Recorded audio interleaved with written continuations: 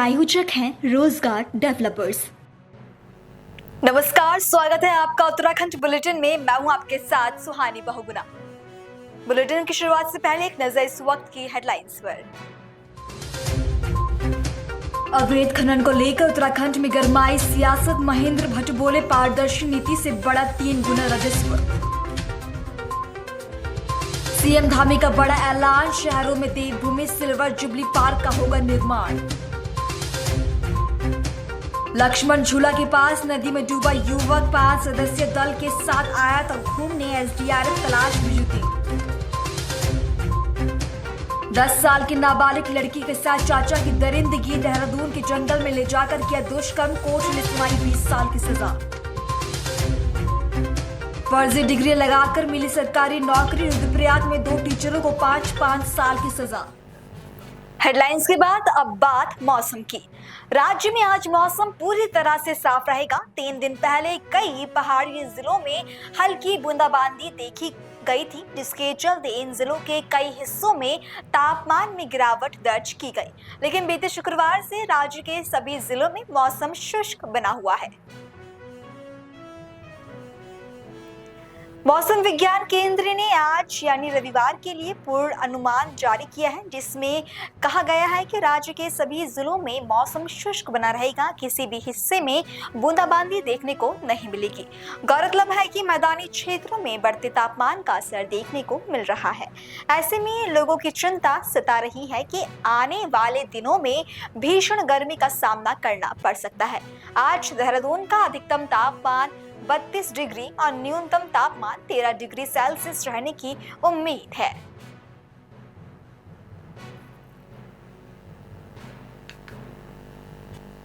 वहीं उत्तराखंड की बीजेपी सरकार के 3 साल पूरे होने के उपलक्ष्य में देहरादून के हाथी बड़कला स्थित सर्वे ऑफ इंडिया ग्राउंड में एक विशाल बहुउद्देशीय शिविर का आयोजन किया गया।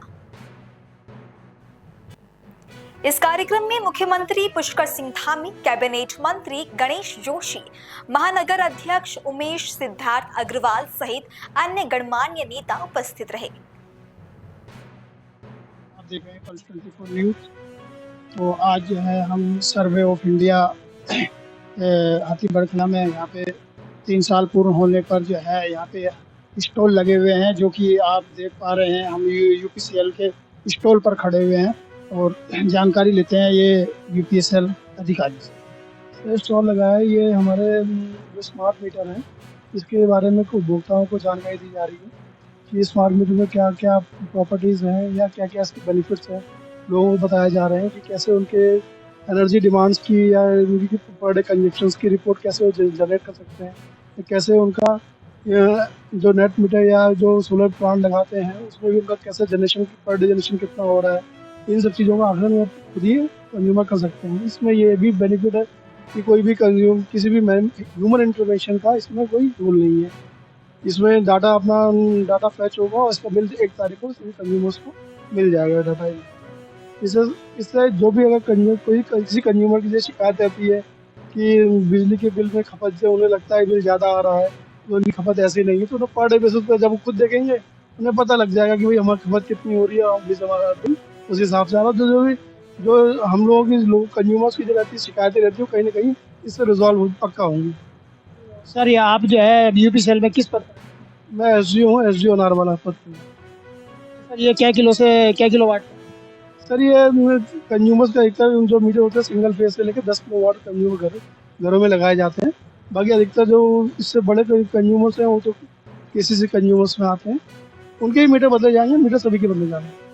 जैसे कि अभी देखा था, अभी जिलाधिकारी के यहाँ पे जो है कुछ लोगों ने जो है ना इसका विरोध जताया। नहीं सर, वो हो सकता है कि उन्हें कोई जानकारी ना मिली हो इस बारे में, मीटर्स के बारे में। तो उनको यही बताना चाहूँगा कि मीटर सभी के लिए बेनिफिशियल है और इससे उपभोक्ता को अपने खपत के बारे में बिल्कुल एग्जैक्ट जानकारी मिल पाएगी। हम जैसे मोबाइल में रिचार्ज करते हैं इस तरह से रिचार्ज? सर अभी ये पोस्ट पेड ही है, अभी ये पोस्ट पेड की तरह काम करेगा। बिल आएगा 1 तारीख को सभी का बिल आएगा, बिल से उपभोक्ता अपना पे करेगा। बिल तो अभी भी आता है और आपका लाइन मैन आता है और जो है वहाँ पे मीटर में देखता है रीडिंग जो है और उसमें जो है बिल थमा देता है। तो इसमें और उसमें क्या? वही मैंने कहा सर, देखिए किसी भी उपभोक्ता को जैसे कभी शिकायत होती है कि बिल हमारा ज़्यादा आ रहा है, ये सब चीज़ें हो रही है, तो ह्यूमन इंटरवेंशन है। मीटर रीडर आदमी जा रहा है, उसको पर्टिकुलर रीड करता है, इसमें ऐसा नहीं होगा। इसमें ऑटोमेटिक से बिल कंजप्शन के हिसाब से बिल जनरेट होगा। और दूसरी बात, इसमें उपभोक्ता को यही पता लगेगा कि वो कितने खपत कर रहा है। उसे लगता है कि जब मैं ज़्यादा खपत कर रहा हूँ तो भाई आज मैंने 6 यूनिट की कंज्यूम करी है, भाई कम जलाइए बिजली, थोड़ा बिजली बचा के चलिए। ये हैबिट्स में ह्यूमन ये हैबिट्स है, इससे उपभोक्ता का बिल भी इससे कम होगा। वहीं राज्य में बीजेपी सरकार के 3 साल पूरे होने पर मुख्यमंत्री पुष्कर सिंह धामी का क्या कुछ कहना है, आइए सुनते हैं। मैं देवभूमि उत्तराखंड और पूरे देश दुनिया के श्रद्धालुओं की ओर से, क्योंकि ये दोनों ही स्थान ऐसे स्थान हैं जहां केवल उत्तराखंड के लोग नहीं, पूरे भारत के लोग और पूरी दुनिया के लोग आते हैं। भाइयों बहनों, मैं उन सब की तरफ से भी आदरणीय प्रधानमंत्री जी का हृदय से आभार व्यक्त करता हूं। उत्तराखंड वासियों की ओर से भी उनका अभिनंदन करता हूं। भाइयों बहनों, इसके साथ ही हमने मानसखंड मंदिर माला मिशन के अंतर्गत प्राचीन मंदिरों एवं धार्मिक स्थलों के पुनर्विकास के लिए भी हजारों करोड़ रुपए की लागत से परियोजनाएं संचालित की जा रही है। भाइयों बहनों, हमारी सरकार ने पिछले 3 वर्षों में राज्य के हित में अनेक ऐसे निर्णय लिए हैं जिन्हें पहले की सरकारों ने अपने राजनीतिक लाभ के कारण ठंडे बस्ते में डाल दिया था, उन पर कोई निर्णय नहीं लिया था।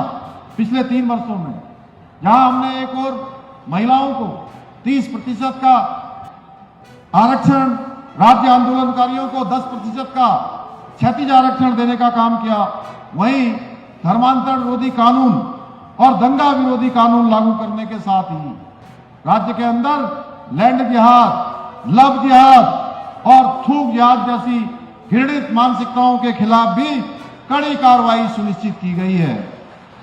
इसके साथ ही देश का सबसे सख्त नकल विरोधी कानून लागू करके परीक्षाओं में नकल की समस्याओं को जड़ से मिटाने के साथ साथ हमने प्रदेश के 22,000 नौजवान युवाओं को नौकरी देने में हमें सफलता प्राप्त हुई है। भाइयों बहनों, और एक भी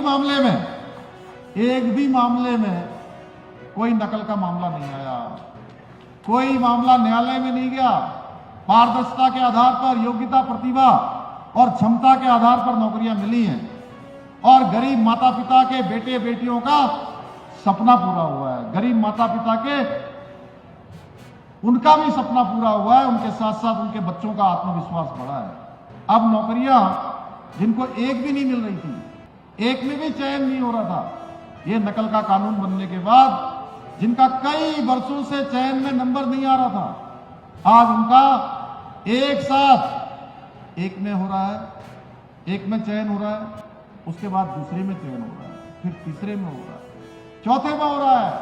और बहुत सारे तो ऐसे मिले हमको कि जिनका 5 परीक्षाओं में एक साथ चयन हो गया। भाई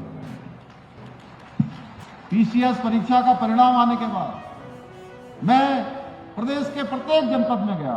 मैं उत्तरकाशी गया, टिहरी गया, पौड़ी गया, चमोली गया, रुद्रप्रयाग गया, चंपावत, पिथौरागढ़, बागेश्वर, अल्मोड़ा, नैनीताल, उधम सिंह नगर या हरिद्वार, देहरादून, नैनीताल, कहीं की भी बात न करूं। भाइयों बहनों, कोई ऐसा जनपद नहीं है जिस जनपद से 5 से 10 की संख्या में एसडीएम या तहसीलदार में जिनका चयन न हुआ हो, और वो केवल और केवल उत्तराखंड के रहने वाले थे। और सबको विश्वास हो गया है कि अब हम पढ़ाई करेंगे, तैयारी करेंगे। गरीब माता पिता को भी विश्वास हो गया है कि अगर हमारा बेटा ठीक प्रकार से तैयारी करेगा, हमारी बेटी ठीक प्रकार से अपनी शिक्षा ग्रहण करेगी, ठीक प्रकार से उसकी प्रिपरेशन करेगी, तो निश्चित रूप से उसका चयन होगा, उसको सिलेक्शन का अवसर मिलेगा। भाइयों बहनों, ये विश्वास लौटा है। आप सोचिए कि नकल माफिया किस कदर राज्य के अंदर हावी थे, किस प्रकार से नकल माफियाओं ने ऐसे होनहार और योग्यता, प्रतिभा, क्षमतावान गरीब माता पिता के बेटे बेटियों का साथ लगातार उनके साथ अन्याय किया।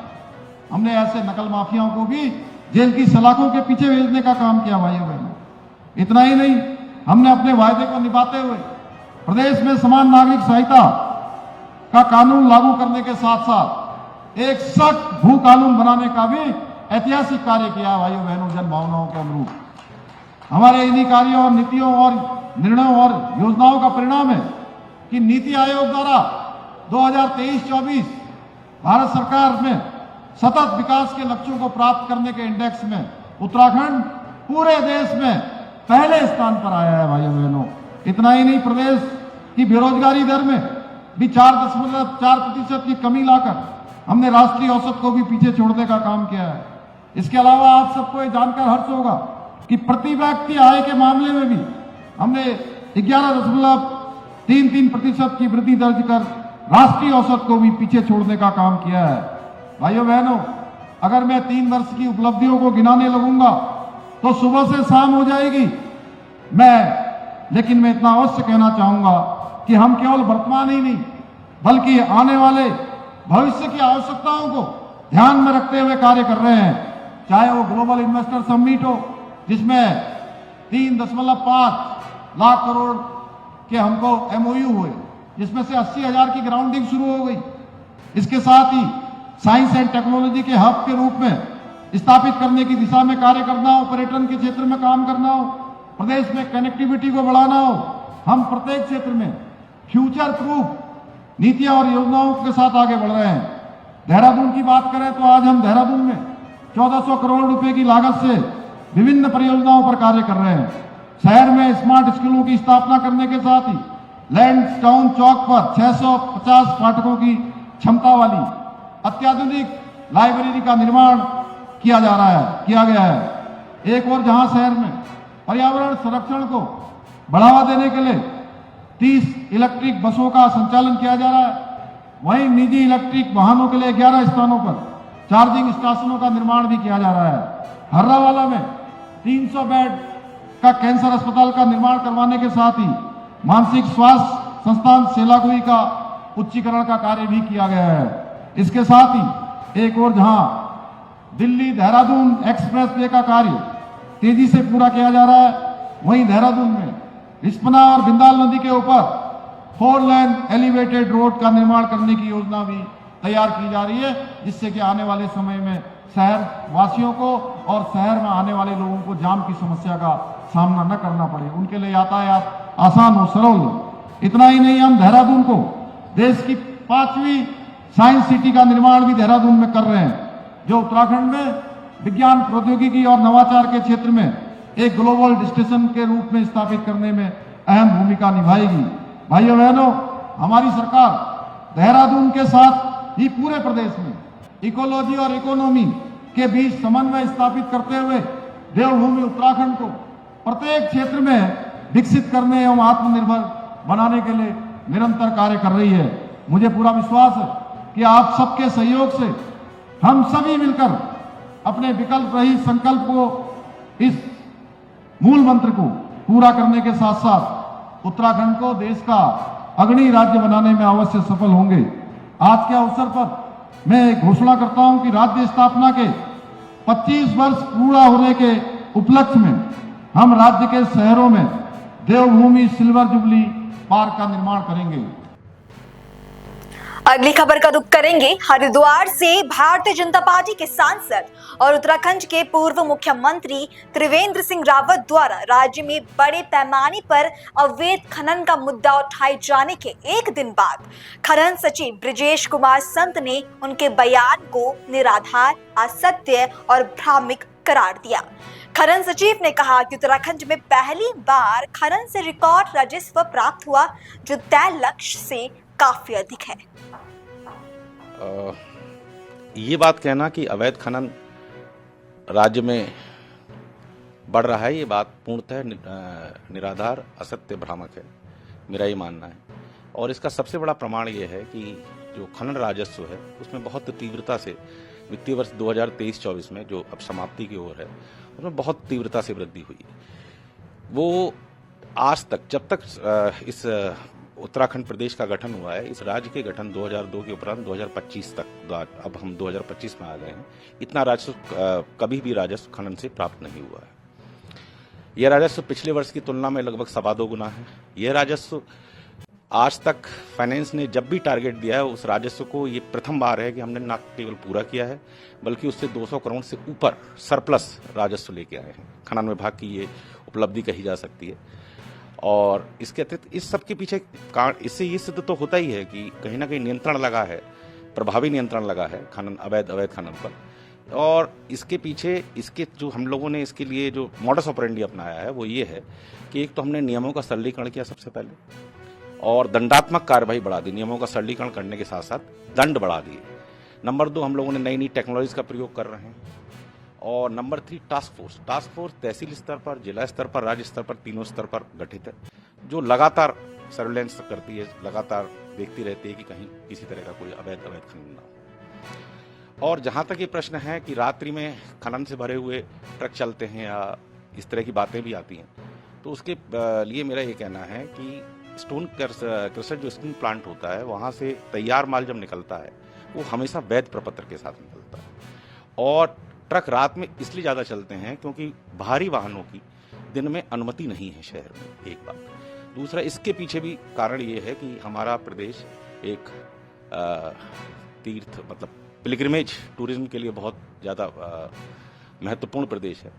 तो न केवल धर्मार्थी, सामान्य पर्यटन के लिए जो लोग आते हैं उनको भी यातायात बाधित ना हो और प्लस दुर्घटना की संभावनाएं न्यूनतम रहें, इसलिए वैध प्रपत्रों के साथ ट्रकों की आवाजाही रात्रि में होती है।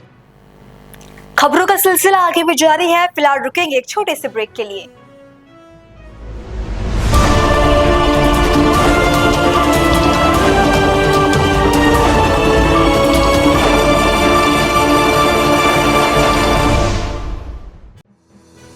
रोजगार डेवलपर्स, अ यूनिट ऑफ रोजगार डेवलपर्स एंड प्राइवेट लिमिटेड। घर वहीं जहां हो आपका भरोसा। पिछले 15 सालों से आपके सपनों का घर हमारी प्रतिबद्धता। रोजगार डेवलपर्स का पता है शिमला बाईपास रोड, गणेशपुर, देहरादून। रोजगार डेवलपर्स से संपर्क करने के लिए अभी डायल कीजिए 9897054026 पर या 8433207910 पर।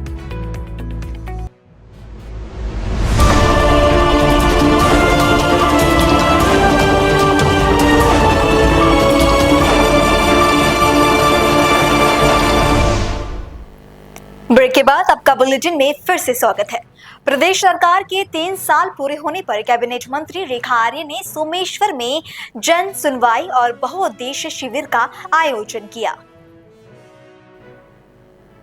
इस दौरान उन्होंने सैकड़ों समस्याओं का समाधान किया और अधिकारियों को त्वरित कार्यवाही के निर्देश दिए। सरकार के 3 वर्ष पूर्ण होने के उपलक्ष्य में हमारी सरकार ने इसे उत्सव के रूप में भी कैसे हम लोग काम कर सकते हैं या काम का कैसे उत्सव मना सकते हैं या शेष भी अपने प्रदेश का या अपनी विधानसभा का एक कोना ऐसा ना रहे जहां सरकार की योजना न पहुंची हो।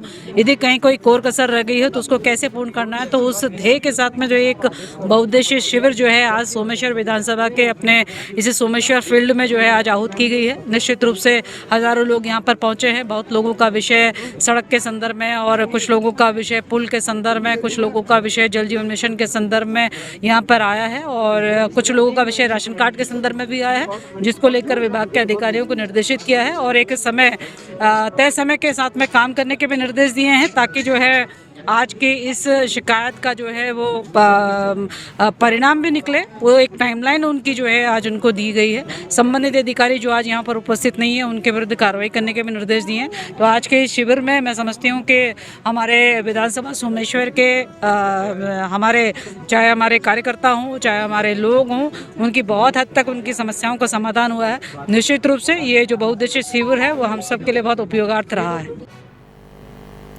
देहरादून में सड़क दुर्घटनाओं का सिलसिला लगातार जारी है। शनिवार रात रिंग रोड लाटपुर रायपुर मोड़ पर एक तेज रफ्तार फॉर्च्यूनर कार ने अनियंत्रित होकर साल के जंगल में कार जा घुसी।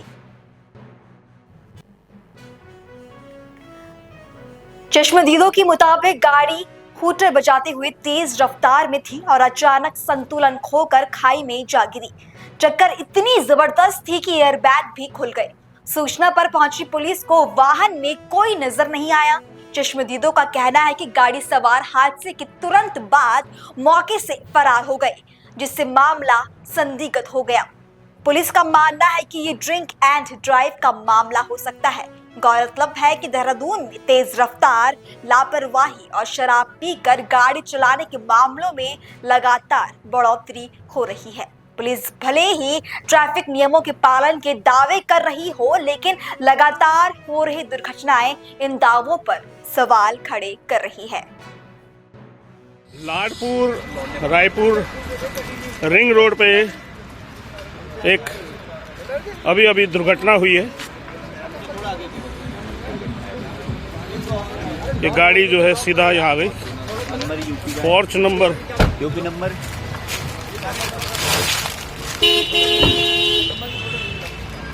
ये देख सकते हैं गाड़ी, और देखिए पुलिस मौके पे आ गई है तुरंत।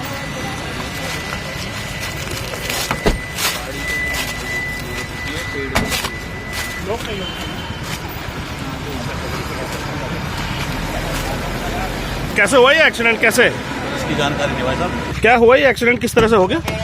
तो हम तो अभी आए हैं, सूचना मिली थी कि कोई गाड़ी का एक्सीडेंट हुआ है, तो हम तो सूचना पे आए थे, गाड़ी में कोई है नहीं। अच्छा, निकल गया। तो ये यूपी नंबर की गाड़ी है क्या सर? भागे क्या वो छोड़ के गाड़ी? दिख रहा होगा यूपी नंबर। नहीं अभी मैंने देख ली। हाँ नहीं वो तो मैंने देखा है अभी अंदर जाके, लेकिन अभी क्या ये ड्रिंक विंक था क्या, कुछ करा हुआ? अब आदमी नहीं मिला तो कैसे पता चलेगा? मतलब छोड़ के भाग गई गाड़ी। हम जब आए तो यहाँ पे कोई। तो आपको सूचना कैसे मिली? हमें तो कंट्रोल रूम में सूचना। कंट्रोल रूम में सूचना मिली, ठीक है। आप थे यहाँ पर SHO जो है रायपुर थाना? मैं थाने में बाद में आया। अच्छा, आपने देखा क्या यहाँ पर कैसे हुआ ये एक्सीडेंट? अभी हुआ ना। आपने देखा ये एक्सीडेंट? हमने तो नहीं देखा, अभी हम आपके साथ ही आ रहे हैं। हम भी अभी आए। अच्छा, अभी आ रहे हैं, ठीक है। तो देखिए ये जो है रिंग रोड है रायपुर, जहाँ पर ये घटना घटी अभी, दुर्घटना। और जिस तरह से सड़कों पे आए दिन जो है उत्तराखंड के अंदर जो ये घटनाएं घट रही हैं, बहुत ही चिंता का विषय है। और कहीं ना कहीं जो है ये हम लापरवाही कहेंगे या पुलिस की जो सघन चेकिंग होनी चाहिए, क्योंकि लोग ड्रिंक करके आते हैं और ड्रिंक एंड ड्राइव के कारण ही ये घटना हुई है। उत्तराखंड राज्य महिला आयोग की अध्यक्ष कुसुम कंडोवाल ने पौड़ी भ्रमण के दौरान सतपुली थाने का निरीक्षण किया। उन्होंने महिला संबंधी मामलों की समीक्षा करते हुए संवेदनशीलता से सुनवाई और शीघ्र समाधान के निर्देश दिए।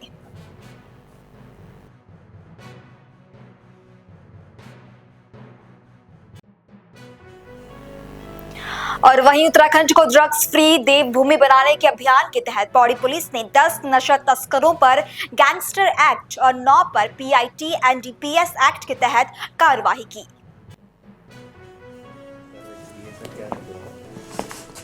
जनपद पौड़ी गढ़वाल में हम लोगों ने ऐसे अभियुक्त जो कि NDPS में लगातार पिछले 5-6 वर्षों में एक्टिवली एज अ पेटलर या फिर एज अ सप्लायर का कार्य कर रहे थे, ऐसे कुल हम लोगों ने 21 अभियुक्तों को आइडेंटिफाई किया है।